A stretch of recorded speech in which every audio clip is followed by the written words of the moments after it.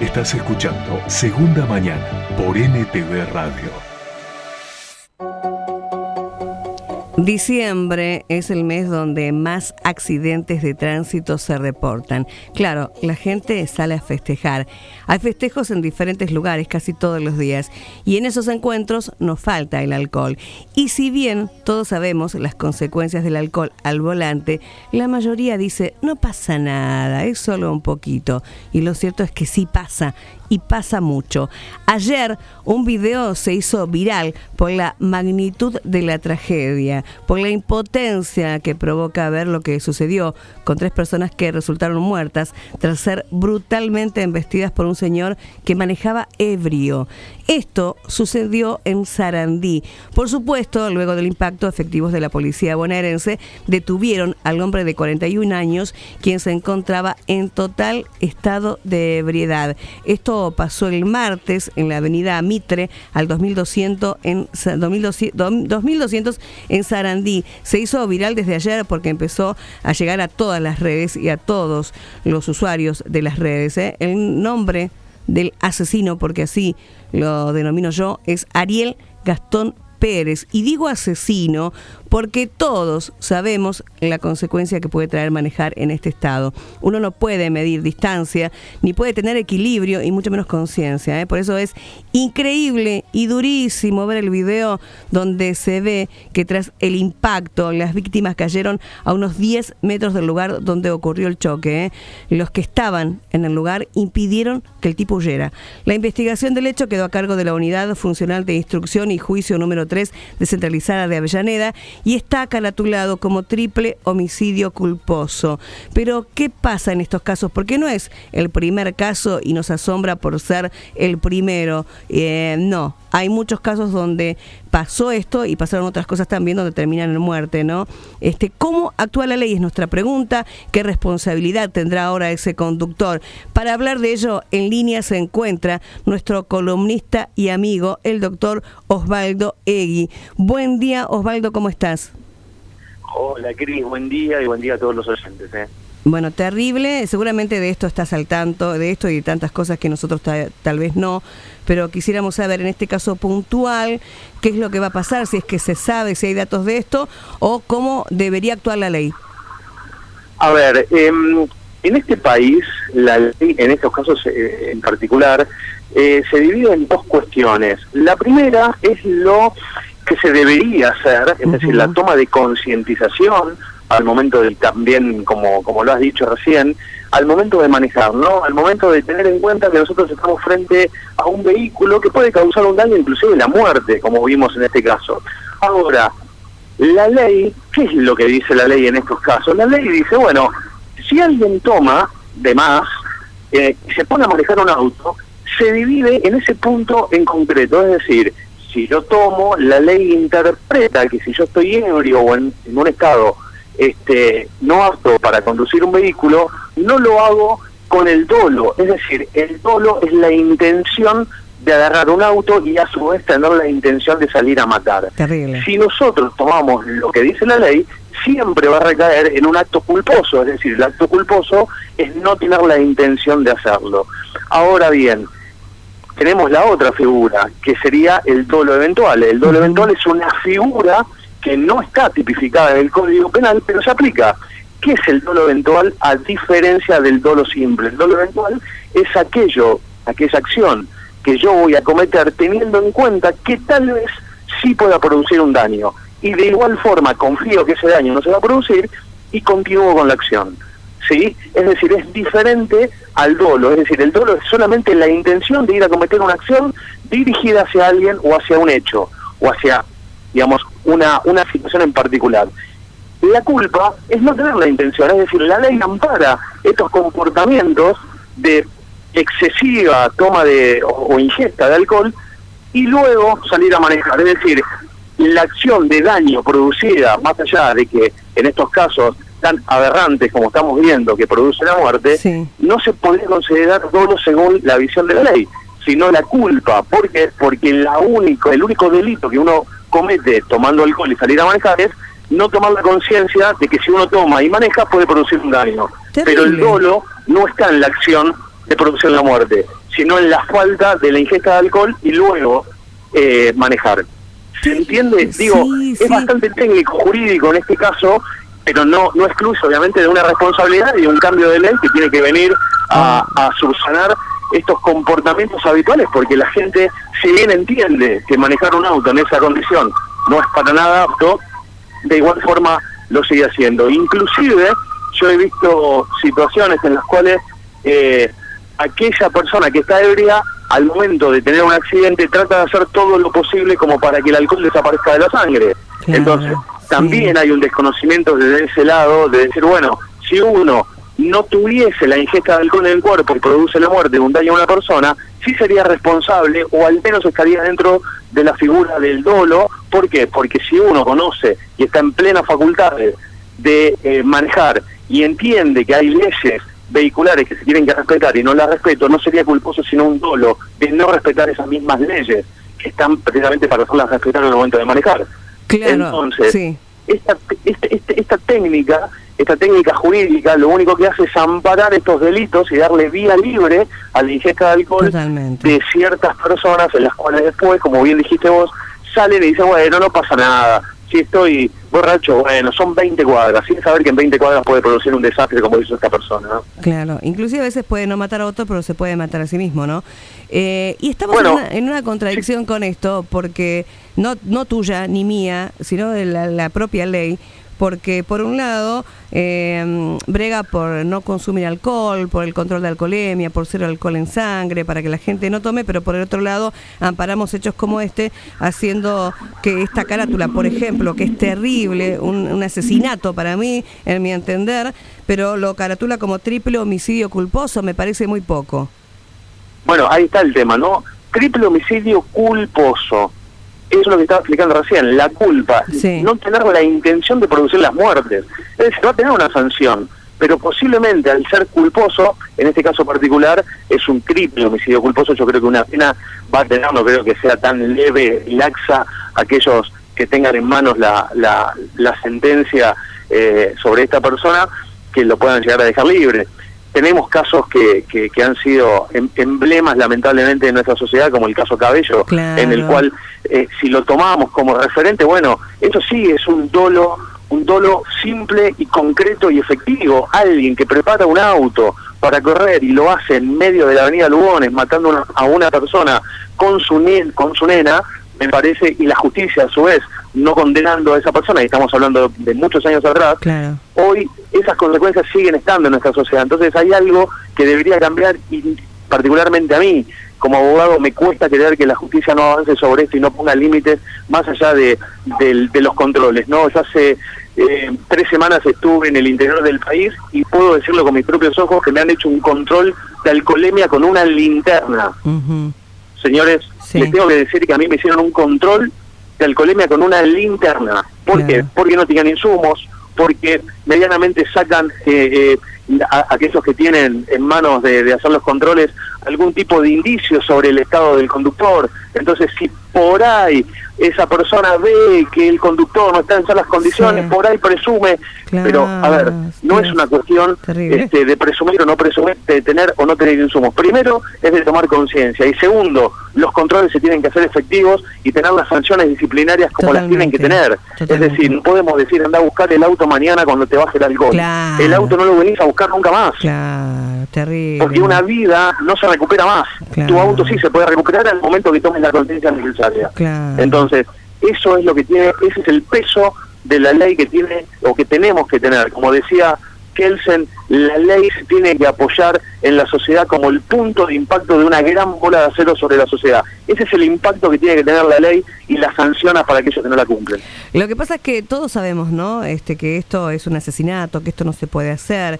Si bien la ley dice que es un homicidio culposo, no eventual, sabemos todos que si vas a conducir ebrio, algún accidente puede pasar, puedes matarte vos, puedes matar a alguien, o sea que ya sabés con antelación, y entonces si sabés y lo haces igual, para mí hay una intención. Pero, ¿qué pasa con la ley? La ley no la aplica como debería aplicarse, las sentencias no son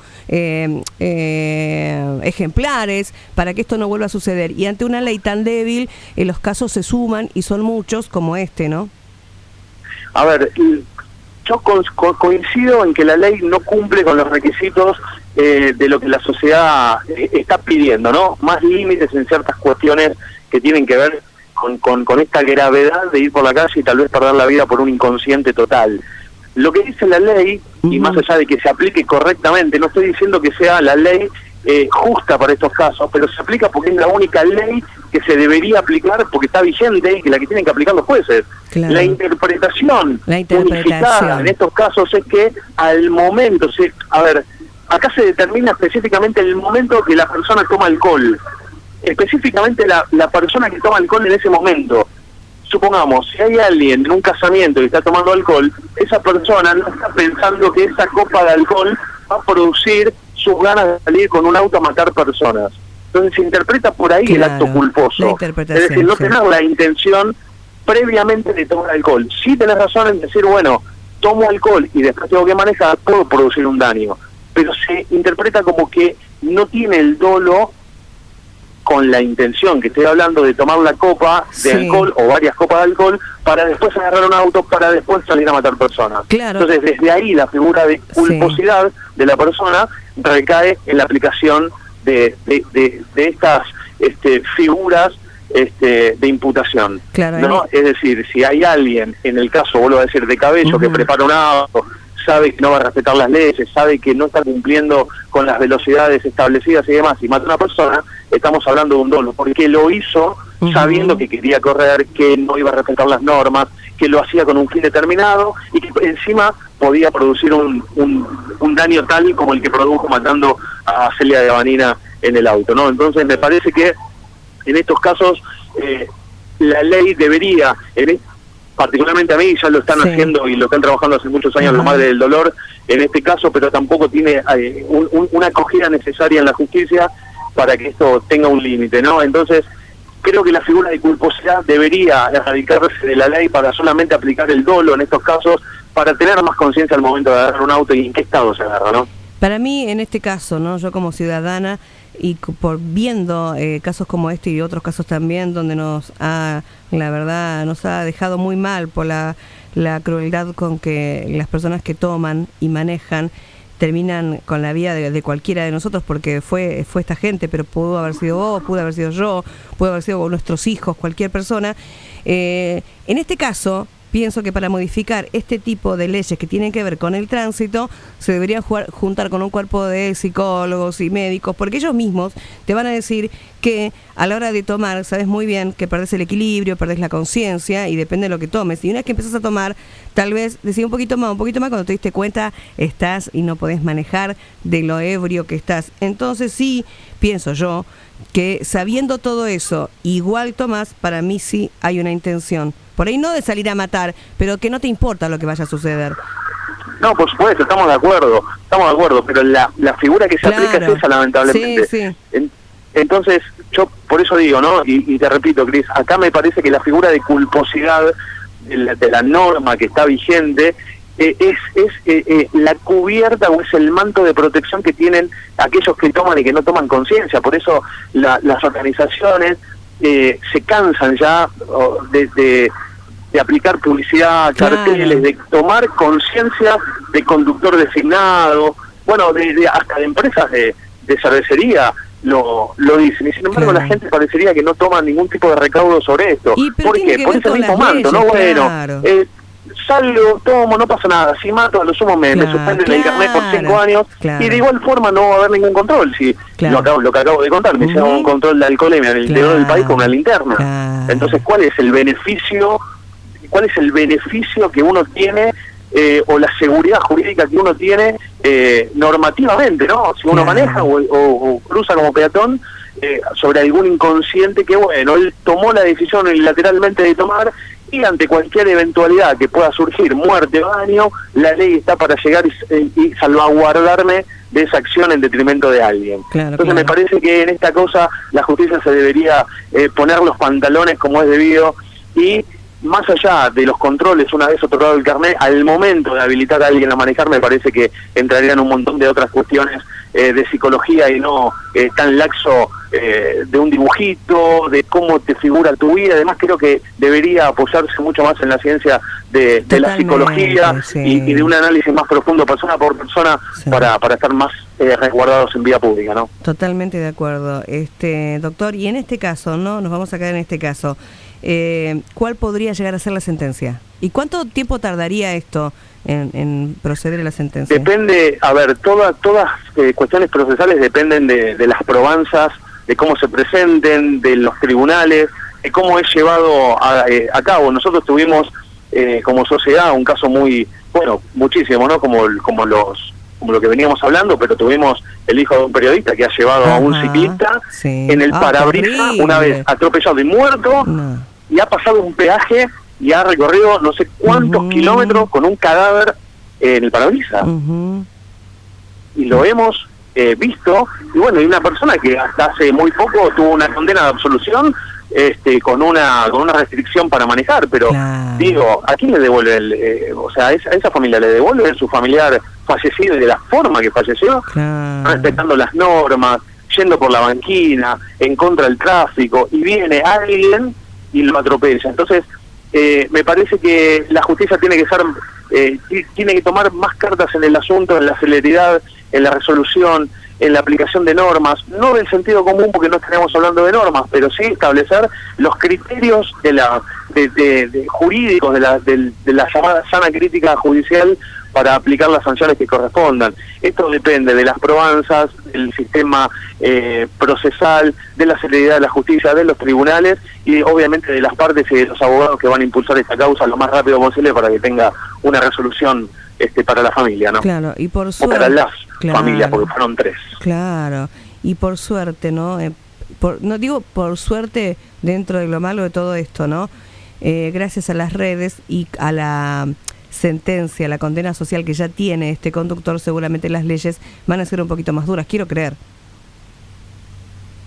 Sí, a ver, la condena social no debería existir si existiese una justicia brindando soluciones a estas situaciones, ¿no? La justicia social o la condena social viene a llenar o a cubrir huecos que la justicia parecería que estuviese ajena. Entonces me parece que la justicia tiene que tener esa fuerte impronta de resolución y darle a la sociedad las cuestiones necesarias para una mejor convivencia. Nosotros no podemos admitir personas que vengan, como pasó hace poco con los chicos que controlaban el tráfico o de tránsito ahí enfrente de Canal 7, que también ha muerto una de las chicas que controlaban, y lo hemos visto en videos. O sea, todos los días hay un reclamo y hay un pedido de límites donde la justicia no puede dar respuestas, y me parece que ahí está el verdadero problema. Más allá de la condena social o más allá de la sentencia, me parece que la sociedad no toma conciencia, y eso es